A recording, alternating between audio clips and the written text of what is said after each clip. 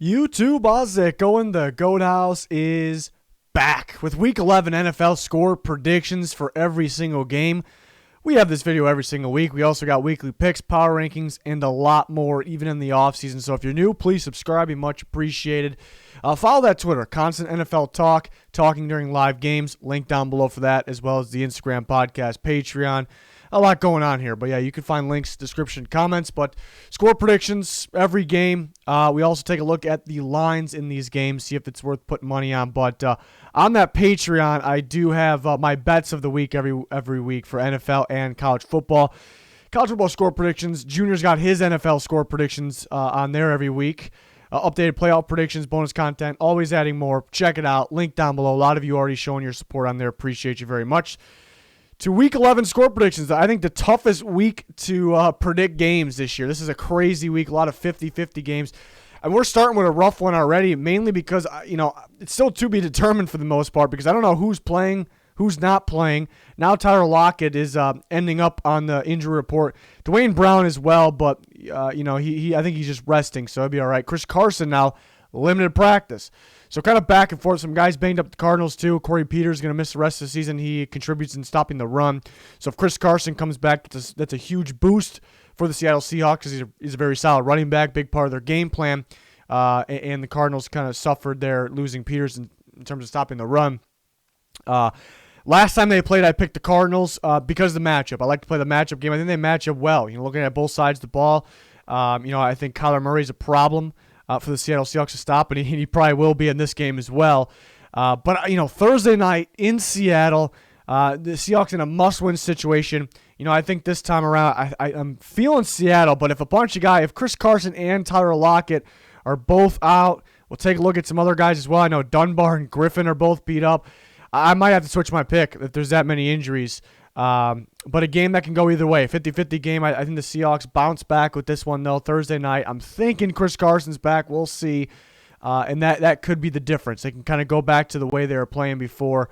And the Seahawks are actually favored by 3, so I think the Vegas, looking at my score prediction, did a pretty good job with the line there. It's in the ballpark, but could go either way. That line can change depending on who's out for Seattle, but it's definitely something we may have to come back to because I may have to switch my pick if this many guys are out. But the Cardinals had some guys kind of limited in practice as well because of a short week, but they're, Budda Baker was earlier in the week, but now he's kind of getting back into it. So I think the guys like that will be fine. A lot of injuries we got to monitor this week. Titans, Ravens, I was surprised by the line on this one. I'm not surprised the Ravens are favored. I'm surprised by 6.5 is last I saw. The Ravens are favored by. It's Titans plus 6.5 at Ravens. That's how these graphics work if you're new. I picked the Titans. Another 50-50 game. I picked the Titans, and the deciding factor was their running game. Obviously Derrick Henry, one of the best, maybe the best in football. And you look at the Ravens, you think the Ravens, they're good at stopping and run, right? It's the first thing you think of, but you kind of look back, they haven't played too many strong running units. When they did, they actually struggled a bit. They did beat up the Browns in week 1, but Chubb and Hunt ran pretty well. They were pretty successful. They just had to stop running because the Browns, that is, because they were going to waste too much time. They had to come back. You look at what Miles Sanders did to them in a limited amount of carries, and you look at what the Patriots did last week. Running the ball extremely well. Now you're going against the best back that you'll see. I know Nick Chubb's pretty damn good, but I think that could be the difference. I think Derrick Henry can run well. I think that'll open up the pass. I think Tannehill can make those tight window throws that he could do. The Ravens will blitz. I think Tannehill can beat the blitz. In this type of game, the time of possession is going to win. The time of possession is going to win. A lot of clock is going to come off when both these teams have the ball. With Lamar Jackson running, with that running back group running, with Derrick Henry, I'm trusting the Derrick Henry running game to take care of the time possession game.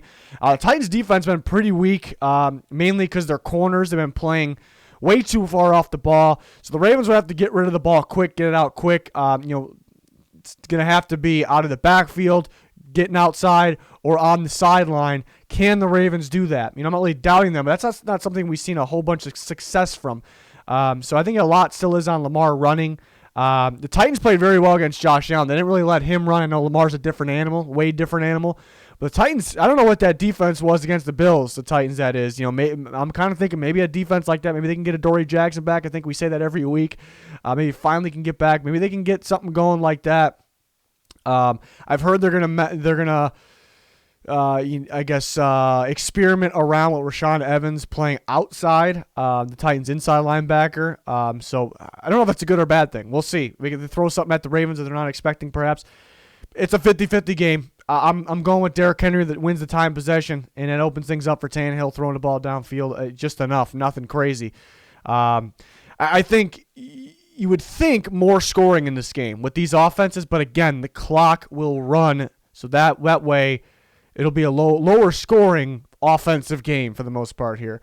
Next game, Lions and Panthers. Another 50-50 game in my opinion. Both quarterbacks beat up. Both are supposed to play through it. Some tough dudes there. Matthew Stafford and Teddy Bridgewater. Love to see it. Christian McCaffrey has been ruled out actually just moments before recording this. So Mike Davis has been pretty solid, though, handling the load. You beat the Lions by running the ball effectively. Panthers could run. They're not going to be, you see what Dalvin Cook did to the Lions. That was a huge factor, made the Lions off their game. They're not going to have that kind of effect, the Panthers, that is. But they can move the ball. They definitely can move the ball. The Lions are going to play a similar type of defense what the Falcons play. Panthers, oddly enough, couldn't really move the ball that well on the Falcons. They're both going to run cover one. They're going to man coverage. But the Panthers will still move the ball. But those are some things that are just 50-50 game are deciding it for me. I think the Lions we'll see if Galladay's back. I expect him to be back. We'll see. Stafford hopefully stays healthy throughout this game. I think they'll have some success on offense. The only thing I worry about is them letting up. They always let teams come back. You cannot do that against a high-powered offense in the Panthers. You can't. So that's the only reason I'm almost against the Lions, but the Panthers actually run similar coverages as the Washington football team, and when the Lions were in their groove, when it felt like, it sounds funny, when it felt like when they were trying, they looked dominant, even without Kenny Galladay. They were scoring so easily in that game. So, and that's against Washington defense. Panthers not as good, but the Panthers offense is better. So you kind of go back and forth, but I think more things point towards the Lions. I think they'll have very good success on offense. If for some reason Stafford ends up being out, I'll go with the Panthers. If Teddy goes out, I'll go with the Lions. If both are out, I may go with the Panthers. P.J. Walker versus Chase Daniel. Chase Daniel is a smart quarterback. Is there enough big play ability in what I know is going to be an offensive game no matter what? I'd probably go with the Panthers. So I guess that's something to look for. We'll see if Kenny Galladay plays. I expect him to. DeAndre Swift's been getting going there for the Lions as well. The Panthers are favored by 1.5, so this is some wild games this week. I'm telling you, this is probably the craziest week in terms of picking and injuries in ever, maybe ever. It's wild. Another one that I'm not going to call it a 50-50 game, but it's not far off. And I thought I was making it closer than what Vegas would say, but Vegas is in the ballpark. I have the Browns winning by 4. The Browns are favored by 3.5, so it seems like a pretty good line. I don't know how they do it, but why the Eagles could win this game? They stopped the run at a pretty solid level here. They've always been maybe the best in football, top tier. So maybe they're not that good this year at it, but they're pretty solid. I trust them, and that's what the Browns do best. Sometimes they rely on the run game too much. Where if the opposing team scores early and your run game's not working, Baker could throw. I do like Baker, but if that ends up being the case, most of the time they end up kind of screwed, to be honest. So if the Eagles shut down the run and for some reason get going on offense early, which you can get some big plays on the Browns defense. They do have Myles Garrett, Sheldon Richardson, who can make the big time plays. Getting after the quarterback, which seems to be a factor against the Eagles, and is a reason I'm taking the Browns. But yeah, as you can see, it's a game that really can go either way. But I think the Browns' running game is good enough where they in this good battle, great run D, great run offense. I'm going to go with the run offense still. I'm still going to go with that. I think Baker can make enough plays when he needs to as well.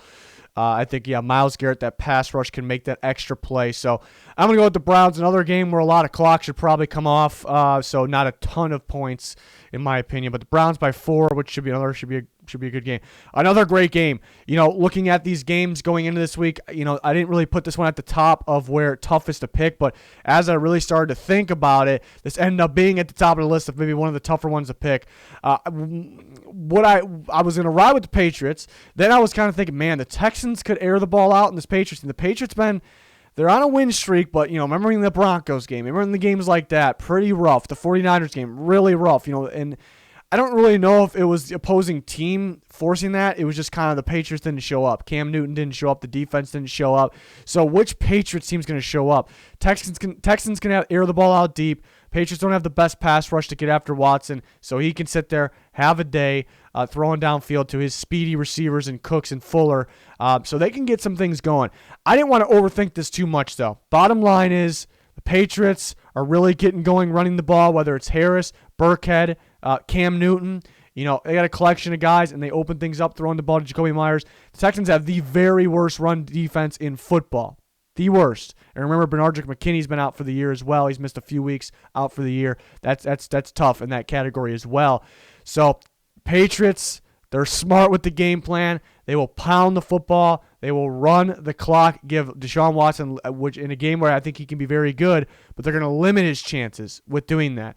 The only way, the other way around, why I could argue the other side, if the Texans start with the ball and they score and they're successful on offense, they have to force the Patriots to throw the ball, and if they do that, they're going to win this game. They're going to win, but the Patriots will have the right game plan. They'll pound the football. They'll run the clock. I think there'll be some shots by both teams, so a lot of clock running, but still kind of high scoring because of that. I think Deshaun Watson will hit some shots downfield. I think the amount of running, Cam Newton will open things up to Myers and company there.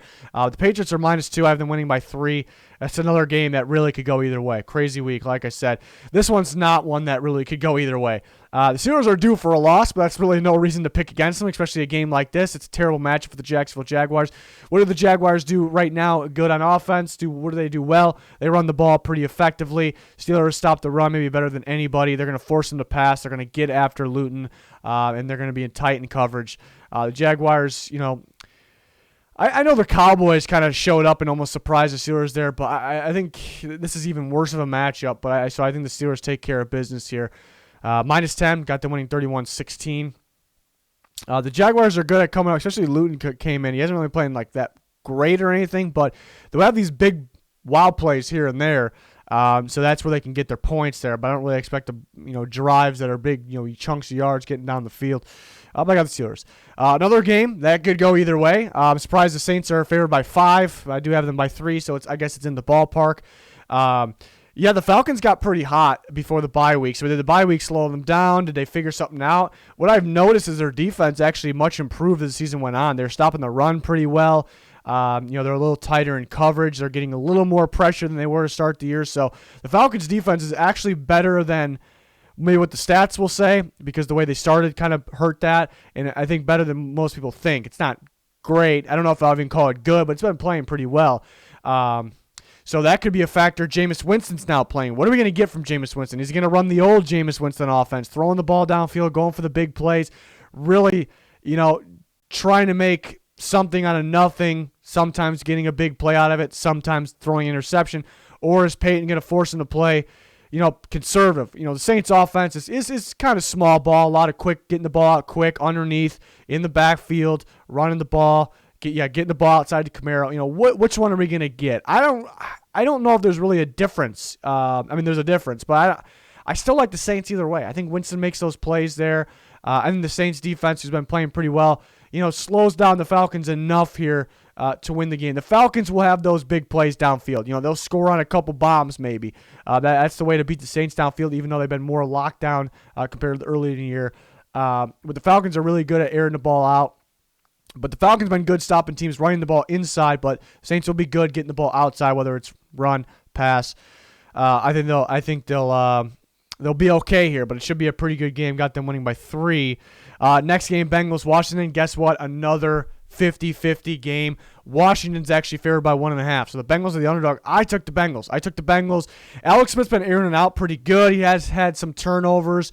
It took him a bit to get going against the Lions, and that's kind of the a weaker defense.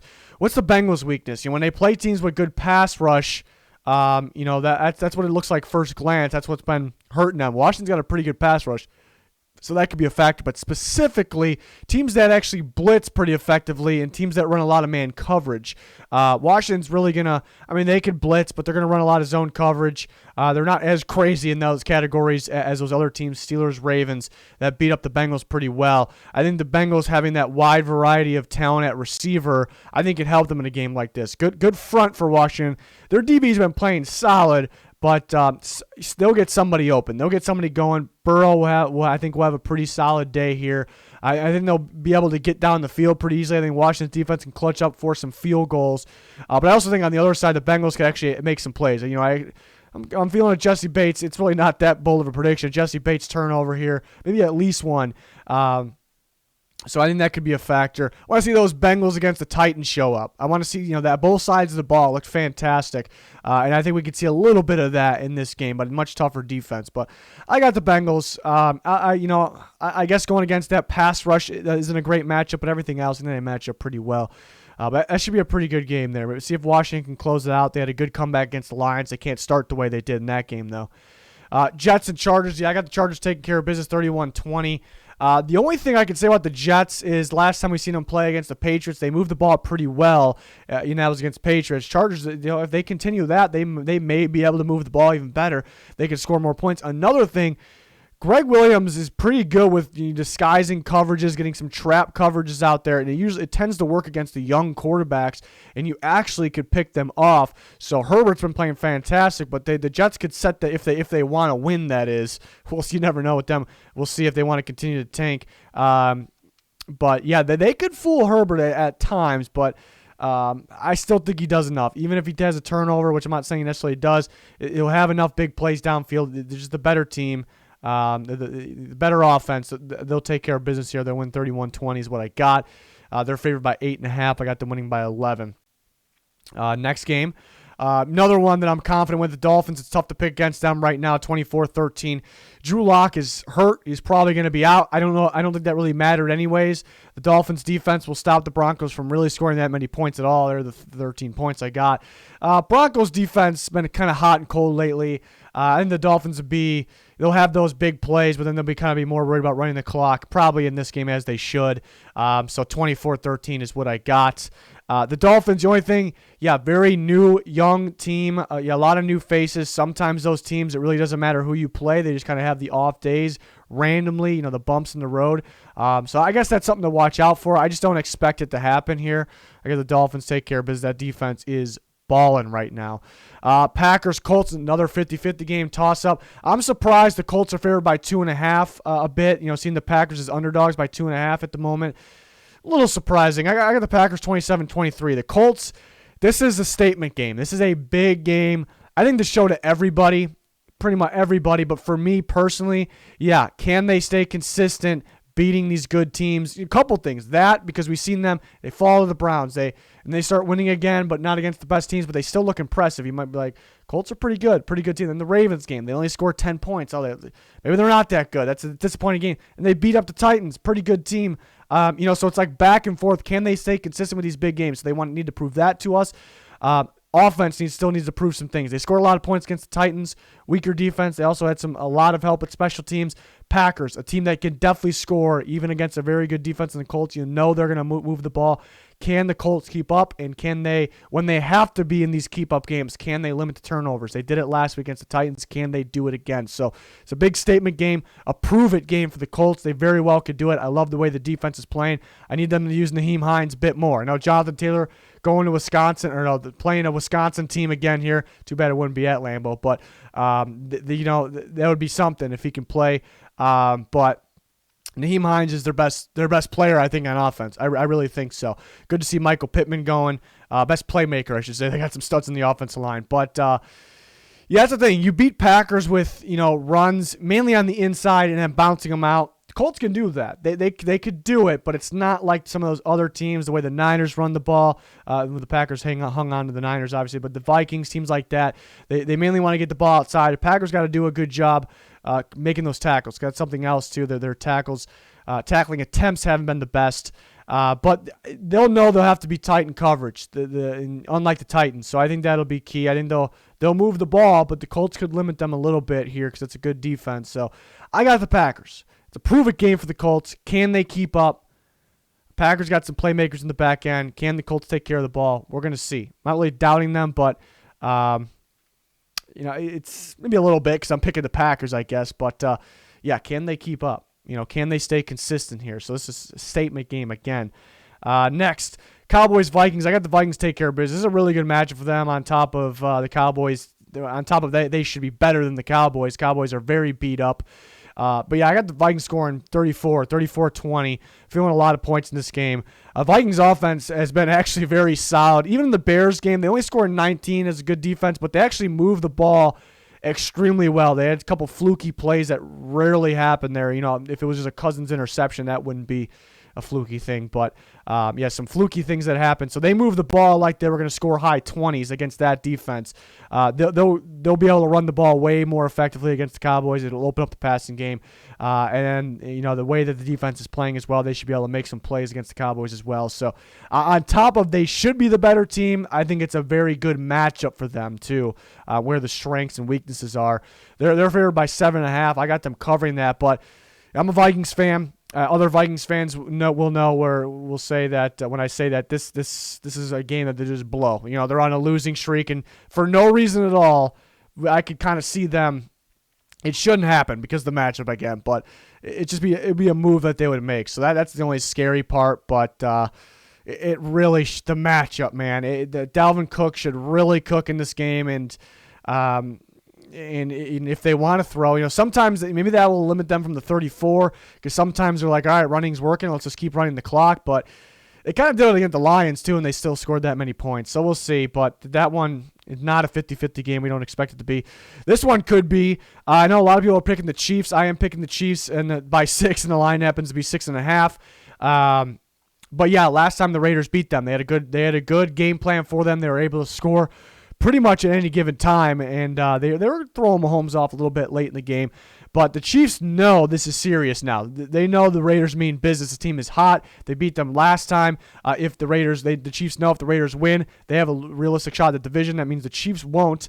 They still do have a shot, but they know this. They're going to come out firing on all cylinders. They're going to know they have to score every time they touch the ball. There's been some games where I think they let up a little bit because they know they're a playoff team. They don't want to. The players are trying, obviously, but in terms of the game plan, the play calls, but they're going to go all out in this game, and the Raiders will too. Raiders are a good enough team to win. They can win this game, but I'm going to go with the Chiefs. I think they go all out from the start, secure a good lead. Raiders are going to have to play keep up, and they may be able to do that. We'll see, but it could be about which defense makes that extra play, even in an offense game, kind of like last time. We'll see though.